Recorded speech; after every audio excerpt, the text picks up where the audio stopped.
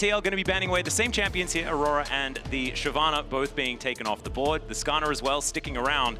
It does look a little bit like a reversal, but this time GAM, they get first choice, and I think the Nocturne is going to be such a dangerous one. The Yone still there, and I think still warrants a ban. There's the Kai'Sa. Yeah, have to ban the Yone still, so you're kind of just giving over the Nocturne. Or do you have to?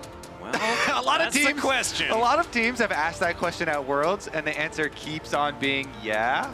I feel like Yone gets banned a few games, and you're like, but what if we let it through? What if in an elimination game? Yeah, no, let's not do that. We're not doing it. Okay.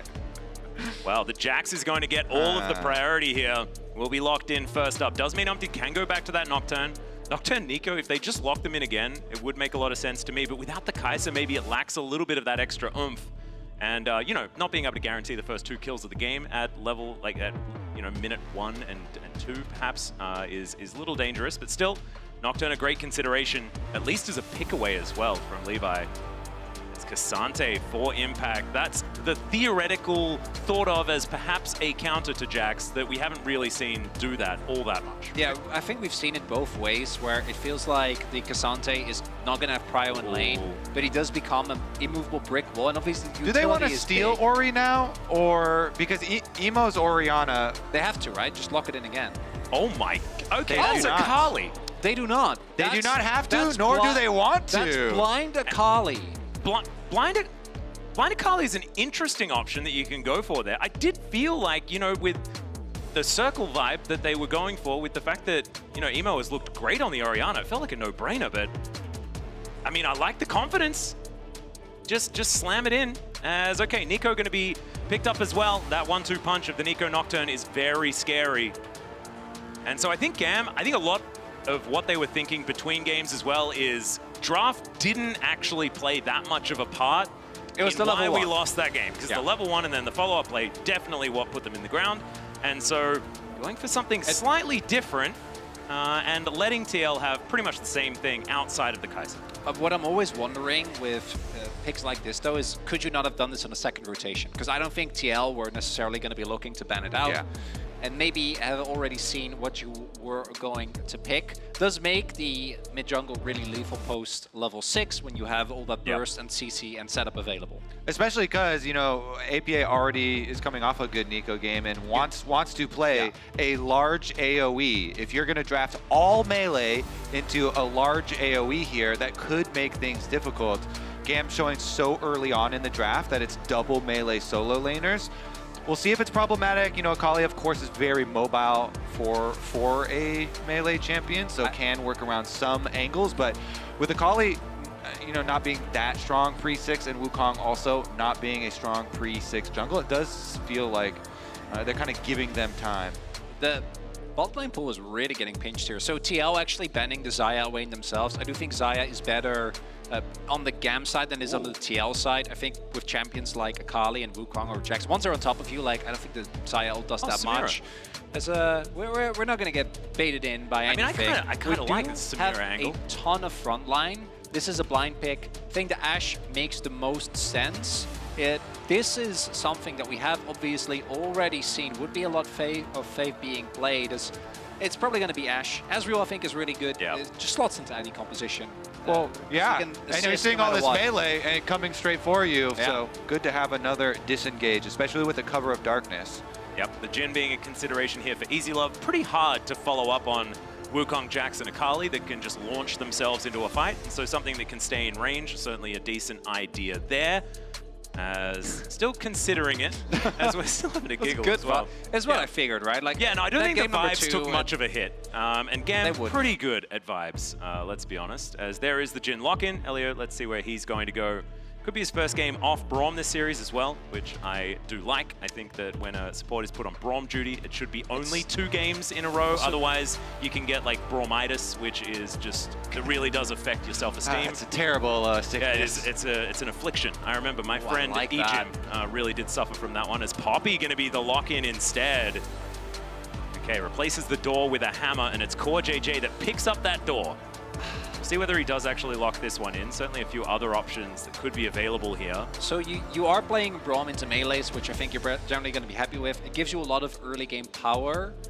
it does make your comp, I think, pretty awkward. I like this a lot more. Yeah. Obviously, your laning is going to take a hit, and trying to play Rakan into Poppy is much easier said than done, which is why I'm looking over at Kobe. He's not looking too happy about it. Oh, I'm good. I'm feeling good. It felt like, to me, the Braum would really... I don't know how much utility it would reliably provide, because I also think that the type of melee champions that GAM have are able to evade, you know, like the kind of linearity of a Braum shield relatively easy. And the follow-up of that, Rakan with the Nocturne and Nico quite strong. I mean, it's truly philosophical, because do you want to add more tools to your Nocturne Nico Engage, which I actually do feel very comfortable with.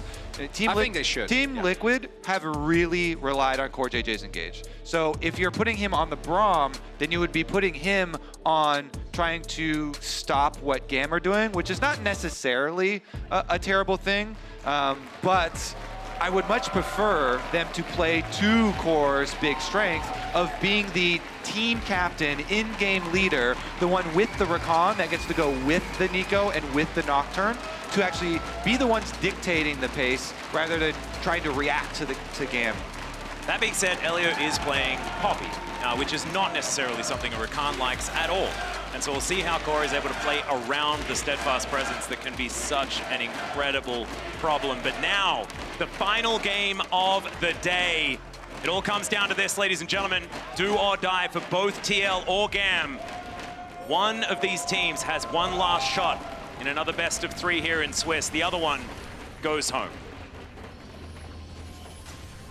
Team Liquid put out a video of Spawn talking to the team, after the first game as well, and he talked about them having worked a full 10 months, this whole year, for both of these organizations. Does build up to this right here. Your world's life, your world's run either stops here or continues on with huge possibilities for either one. And the same is true for both these teams. So much work put in. And GAM, of course, having to deal with so many regional difficulties happening with the league, and this team still being able to bounce back and fight back so heavily here versus the LCS #2 seed really speaks volumes, especially for the players that were added late onto this team this year.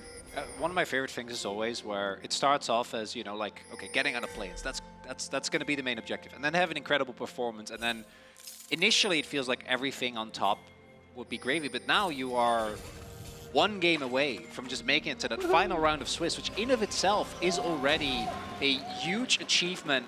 Thank you so much, Berlin. That 10 gold is extremely important. And Kiai able to fish that one up. It's beautiful to see. And especially for the Vietnamese player base. I mean, Vietnam has a giant player base, hugely passionate. So always great to see them find some success on the international stage. Meanwhile, Team Liquid have a lot of expectations to live up to. And now is the time. Well, let's see what they can actually get done here without having 2 kills by this time in the game. This is going to be a little bit more honest League of Legends. And speaking of which, no lane swaps as well, which I know certain Isaac Zale Cummings-Bentley would agree with. Not a huge fan of the lane swaps. He was previously cursed, so let's kind of distance ourselves from that. As Elio has taken so much damage, maybe mentioning his name's going to work out for TL, because that's first blood for Core JJ. Easy love, not able to get too much done. That bot lane, you can definitely count on this TL bottom lane. Yeah, 2v2, 2v2, they pull it off. Mention his name and all things will come true. How far we've come. And, it's beautiful. The journey along with that curse. Curses aren't real, guys. Come on, get it together. I want to highlight how big of a deal this is, like just getting this into 2v2 in particular. Because if you look at the other lanes, I don't think too much is supposed to happen in mid lane. Obviously, top lane, Impact is going to be pushed in. And Levi and Umti are just doing a hooking power farm to level 6, the fastest as humanly possible. So breaking open this lane early on, getting the cooldown out of Elliot, you trade flashes, but early gold going over the Core JJ and Yon. Only downside is that obviously Core got the kill, so not the best in terms of gold distribution, but still TL off to an early lead again. Yeah, and both junglers are, typical level 6 junglers looking for full clears. So if we do see some jungler intervention, probably around a little bit of scrapping maybe towards mid lane. If top lane gets a little dicey, you saw Impact trying to push Kiai into tower for a little bit of tower damage there. And Kiai did have to use one of the ward charges to jump back out. As you can see, the ward's still there, but aside from anything super spicy happening, I just expect second full clears for both jungles. Ooh, do note, Levi did go back. Umti did not. So Umti is just going straight into his second full clear. Levi now going to do the crab and then go into that. Whereas Umti, I mean, especially Raptors as a Nocturne, you cheat through very, very quickly. Exactly, and you start on those Raptors, so you can get that earlier second respawn. Mid lane, though, a little bit of a visit from Levi on the Wukong, hovering around there, but because Emo was chunked out too heavily. Oh, is he just dead? Oh, no, the Blooming Burst, and APA is still able to get it even after the flash. Nice stuff there. I mean, the auto already in the air, so the flash does not save Emo. Emo down, flash down, APA finds his kill. That's colossal, right? And Akali still has a lot of safety. I don't think this is as bad as when it is something like the Orianna that we had in previous games.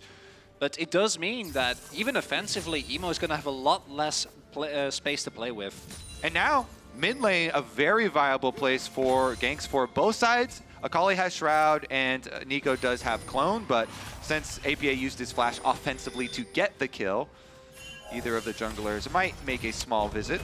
Yep, and level 6 is not hit just yet, as Kiaya going to find the counter-strike onto Impact. These health bars, just a lot of biffo, not a whole lot of result here between the top laners, but Impact really wants to get this one crashed in. Going to find that Q, in fact, just goes to Narnia. And Kiaya just going to keep trimming as best he can.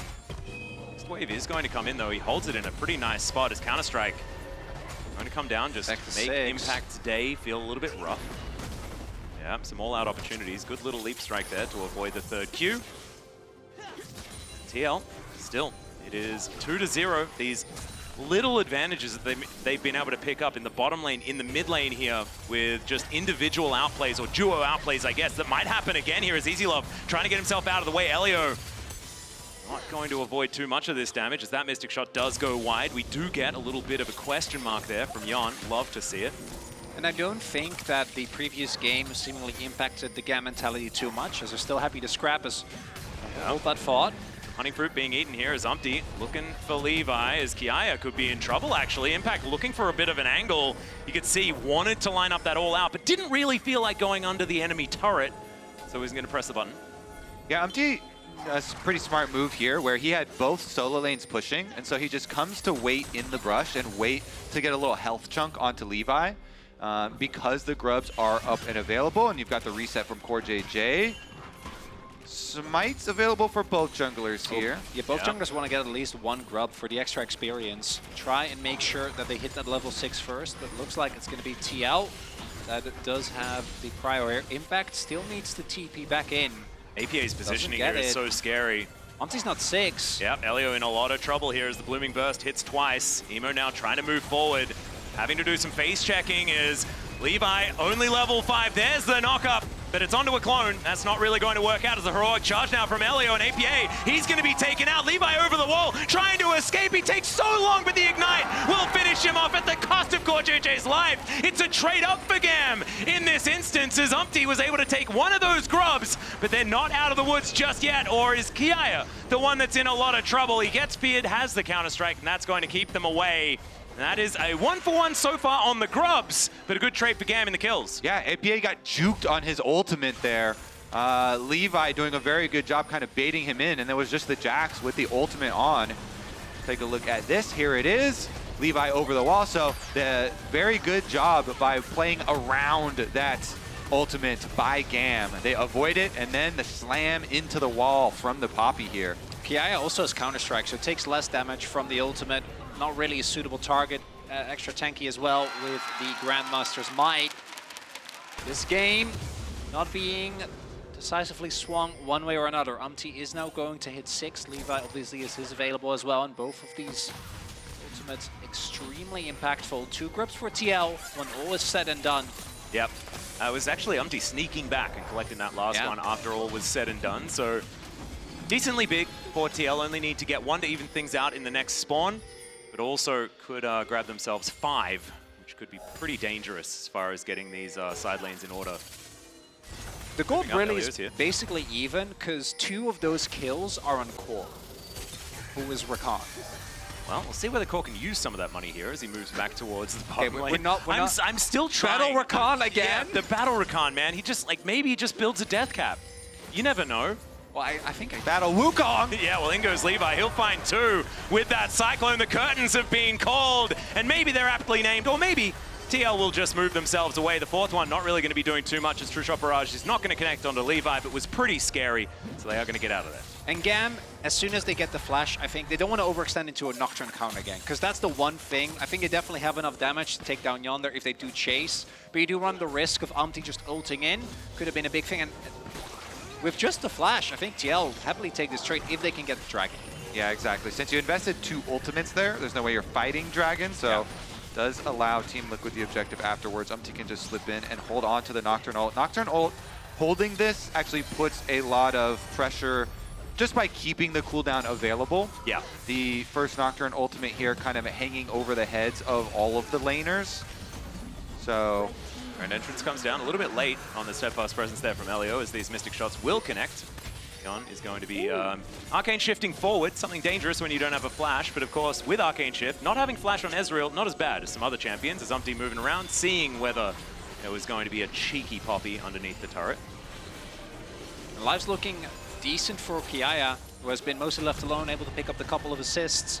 Still doing good in the 1v1, but outside of that, looking a bit dire here, and might have to be another carry job here by Levi and Kiaya. And Levi, still completely even in farm, obviously. Didn't have his ultimate yet in that first fight, which is why, even with the nice clone play, we didn't see him too much of an impact. Because maybe this could be in a little bit of trouble. Oh, Counter-Strike not going to connect there. Levi gives away his position.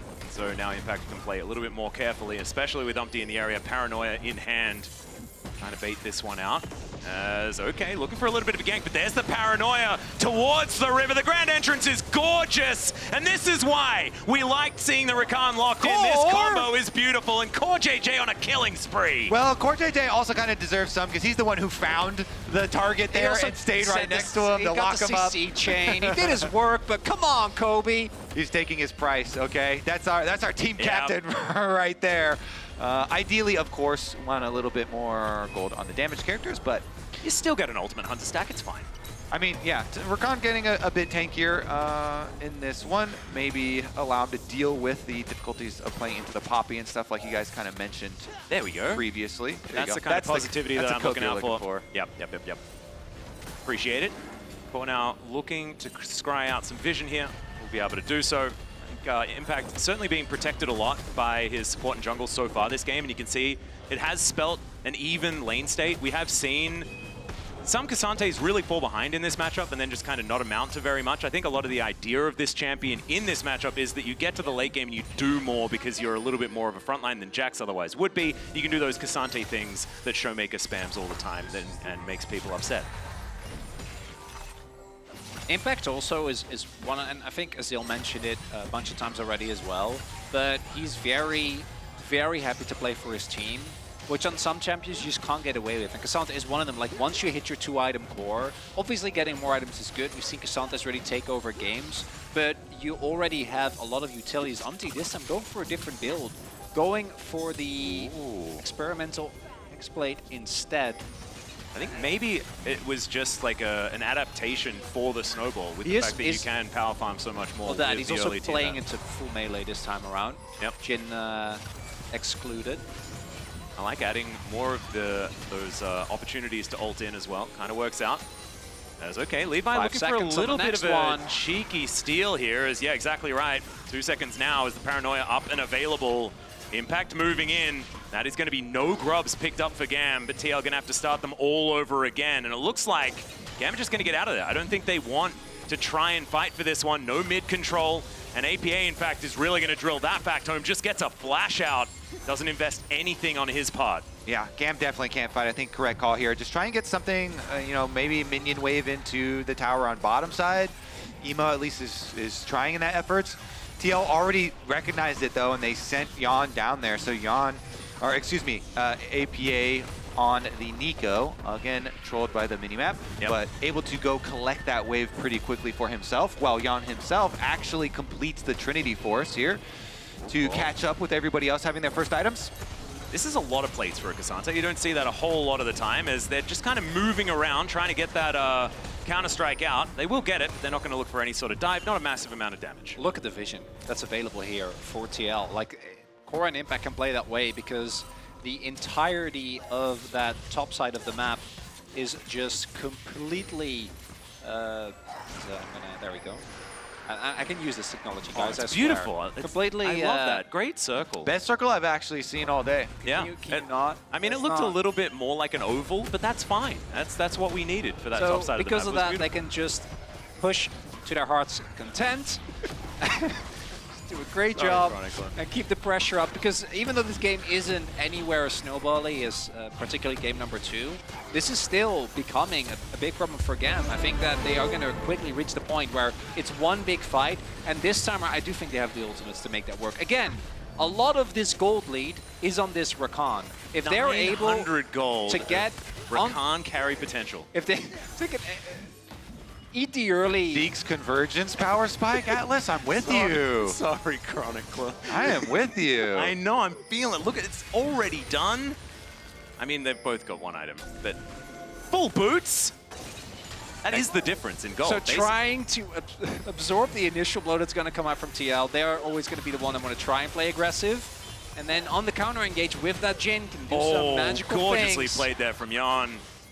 Getting out of the way of... I mean, that was a fight potentially happening there, Chronicler. I apologize. It's still going to be Kiaya trying to get himself away. There's a flash all out from Impact. Can he get on top of Kiaya? He's running out of buttons. A flash of his own, but this is an all-out at Cassante. It has some mobility, but so does a Jax, who just leaps over the wall. That is not a lot of summoner spells left. Nicely played there on both sides. Still should be 2 objectives for TL, though. With Impact solo winning topside, they can actually get that tower while they get Dragon. And the big thing is he also sends Kiaya back. Kiaya had TP, Impact didn't. So if Impact doesn't find that play, Kiaya TPs towards the Dragon. That might have been a fight angle for GAM. Instead, Impact trades summoners but even though he doesn't get the turret, they get the objective. And Mountain, either of these teams can't afford to give it up, right? Like looking at the sub, Jin, trying to play Jin does not do damage if they get more than like 2 it's not good. Mountain Drakes. It's just, I mean, that would be We also haven't talked about how Nocturne coming. Okay. Yeah, remember, no flash up and available. In goes Umpty. They look for it. That is going to be the Keeper's verdict, but it does absolutely nothing. And now you've got Kiaya stunned up, charmed up, and destroyed. Elio could be the next one on the chopping block, as it's the tanky members of TL that are up here, and now the damage is arriving. Elio, I think he's just dead. The fear does go off, and APA, he collects his. TL just going from strength to strength. Oh, and not only do they take out one of the best performing members of GAM, Kiaya goes down. Oh, okay, that's a Cyclone, but the Pop Blossom is there. Picks up 2, but he dies. Immediately afterwards, now Jan going to get back here once again. The curtains are being called now, and GAM, they could have found a turnaround. Into the Shroud goes Emo, but he doesn't find too much more, and Umpty, he's happy to take that Shuriken. And TL will back away. They do lose APA, though. That's a little bit of a saving grace, because as I was about to say, like, they TP'd Emo in as well. Like, they lose Kiaya, they lose the fight. If then Emo's TP is also wasted, it's really rough. So, at least getting a little bit of kill, a little bit of gold, getting the kill on APA, that's something. I still don't think it's enough to bring GAM back into this game. They need more, and they're looking. It's a bit dangerous, but the mobility of both Rakan and Ezreal means that they can afford to stand this far up. And Easy Love starting to struggle here against the Trinity Force on Jan. We know that this 2-item spike is coming very, very soon. This Ezreal's going to be extremely scary. And I have to say, this looks like drilled gameplay in this game from TL. I think in game number 1, it was a little bit more fast and loose, but this is keeping up on the vision, making sure that they have a game plan. There's an idea in mind in every move that they make.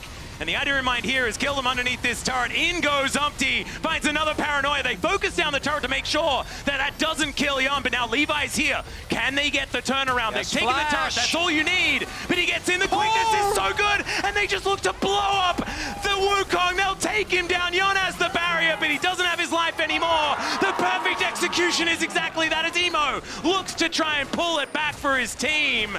And now Impact and Umpty against Elio and Emo. I think that TL liked those odds, and Emo's going to have to just try and get himself out. Emo really saving it there with his teleport, collecting those 2 kills because it was a big play from Core JJ to lock up Levi, but Emo equalized it. Meanwhile, you're getting mid push in exchange for bottom. Jax right now, by the way, is on that turret, so he will also finish up an outer. That one that we just saw APA take, though, mid lane secondary, worth a slight bit more than and against the outer. A Nocturne comp as well to have inner turret taken down. Let's have a look at this again.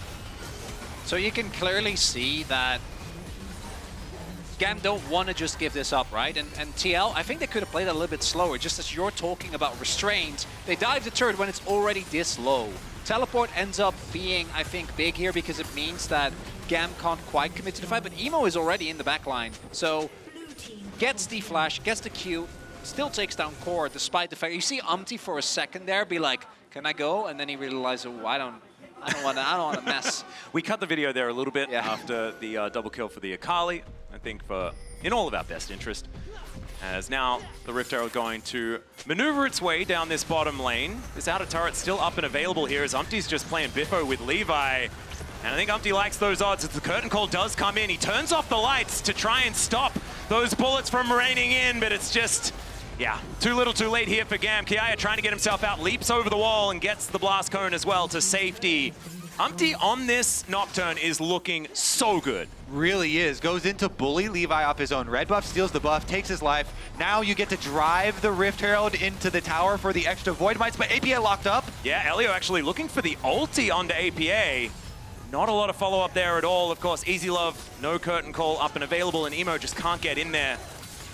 So TL almost taking down another inner turret, and this gold is starting to really balloon. You might look at that previous graph and be like, man, this is not that big. It's 5K. The previous game was just a bit of a statistical outlier. Yeah. But it's also all of the neutral objectives that were layered on in the early game for TL. You know, 5 Void Grubs helps them take towers really quickly. You saw all the extra Void Mites popping out of the Rift Herald. And then the ability to stack these dragons here. They should just head over to a Mountain Drake. But Umpty right now actually making his way through the top side of the river, making sure that they don't give away any like sneak plays to GAM while they go for that dragon. Want to make sure that you have some vision around your Baron. I don't know, I feel like so much of this game is similar to game number 1. Will come down to Levi and Kiaya what they can find in some of these team fights, but otherwise I'm just not seeing as many of the comeback mechanics for GAM in this game. TL, I feel like they have just a lot of the answers available, and that is going to be the first Mountain Drake and Mountain Soul Point going over to TL in this game. We spoke already about how the fact that Mountain Soul really can be a win more button for a lot of teams. And in this composition, certainly will work out that way for TL. I don't know how relevant it's going to be though. This game is looking really difficult anyway as Kiaya, he's got a target on his back. He was so good in game 1 and they're looking to try and shut him down once again. And there's the bullet we call Umpty diving in on top. He's fleeing while he's trying to get that counter-strike down, and it's not going to work. The auto is in the air as it was earlier on, and APA secures the kill. And now with the Jax dead, it could be Baron time for TL. Really good from TL here. Another side lane pick. Now turning their sights to force GAM into their own hands here. It's going to have to be some face check. Yeah, there is also multiple TP wards here. Emo just finishes his Shadow Flame. He's going to try and look to turn this around. There is a TP. Jhin trying to get as much damage as possible. Levi looking for a steal as well. They do not know about this Akali yet. Yeah, the Shape Splitter was so good at blocking some of these bullets, but the last one does come through. Emo, can he find the angle? That's the question. Is Easy Love going to get knocked up and taken down? Elio going to be the next one. The Akali just couldn't get in time. Umpty now trying to fight him, but it is 1 kill going over. Yon could be in trouble next, but the all-out, the savior that is Impact, is able to take him down, and Yon limps away with single-digit health. TL, they win the fight, but GAM got so close. Crucially though, GAM denies the Baron at least for now. Elio escapes with just a little bit of health, but Emo getting onto the backline there, absolutely huge, but disengaged for Core. Yon escapes with even less, like 15 HP or something, as Impact tried to just peel for him. Here's another look at the turn though. Core, as you mentioned, right out of the gates there, starts it out. Good turn from Team Liquid, but Emo, the Akali, the hope from GAM into the backline, and Impact ults him away. Yon barely able to live and get that with TL coming out ahead. And once again, I think we saw picture-in-picture that Kiaya was in a little bit of trouble as, yeah, not exactly elation here. It's not done yet. Pretty much a wash. You can see no difference as far as the gold is concerned. Having a look at the damage in the team fight, APA and Yon doing their jobs absolutely. But Emo, a real hero. We're starting to see why this Akali was picked up, and he's got some ground to cover. Oh, Shroud's down. This is somewhat dangerous, but he's not going to push up any further. Yon on core JJ, just going to collect the wave. That is going to be that. In the bottom lane, we do have both Umpty and APA down there. So not going to be seeing another Baron attempt just yet, as Impact possibly set up on a flank angle, and you can see Umpty, he can attack anyone that is down here. That's the issue. If you don't know where Nocturne is, you cannot look for a side lane collapse. I have a fun fact for you. Yon had literally 1 HP. Oh, he just actually won. Actually won, going back to look. Literally That is won. why you limit test, by the way, so that you can get to your exact limit. He found it. It's perfect. It's beautiful. I've played League with you, Atlas. Atlas is still looking okay. He didn't say Atlas. You're not allowed to say anything mean to me again, Chronicler, because I'm still I haven't got to the 1 HP yet. It's mostly 0. Still calculating. Yeah, we're still calibrating. It's the important thing. Right now, GAM, 6K, 6.5K gold behind, and once this soul comes through, that's it. They need a pick onto someone, but so many summoners are available. Umpty going in! Yeah, they're just trying to find it. There's 2 with the Pop Blossom. It's not the most, but True Shot Barrage does so much as they dive forward. Emo trying to look for it, but once again, it's Impact that finds the angle, goes all out, and gets the Akali out of there. Now he's 1v3, and he likes those odds. The knock-up comes through. Kiaya is dead. Both of the solo lanes are down, and TL, I think they're still alive at Worlds. They're going to stand tall. They're going to go grab their rewards here. The Baron picked up.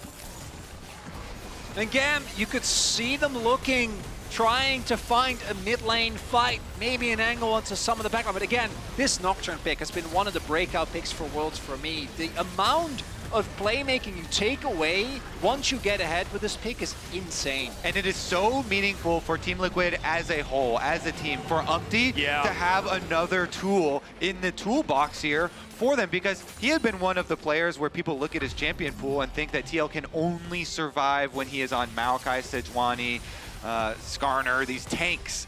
But the Nocturne has been massive. Once again, he pulls the trigger with APA. It's the duo engage. And even though Poppy ultimate does go off, APA has already hit the ultimate before he goes flying. Yeah, I think we want to call that a Poppy Blossom, because honestly, it worked really well for APA. Meanwhile, Impact into the back line took care of the Akali for the rest of the team, and so TL just were able to chase forward. Well, now a little bit more of a fight here as Kiaya is going to get pulled back by Impact. Now the curtains are being called, but the Paranoia is down. Can't really see his targets, although there is a clone in there, just causing a ruckus. The rest of GAM trying to get themselves out of there. Levi is trying to be tricky, but it's just not quite working. Able to avoid that True Shot Barrage that may have just been his life, but now this is game over, right? If this goes down, it's game over. That's the problem.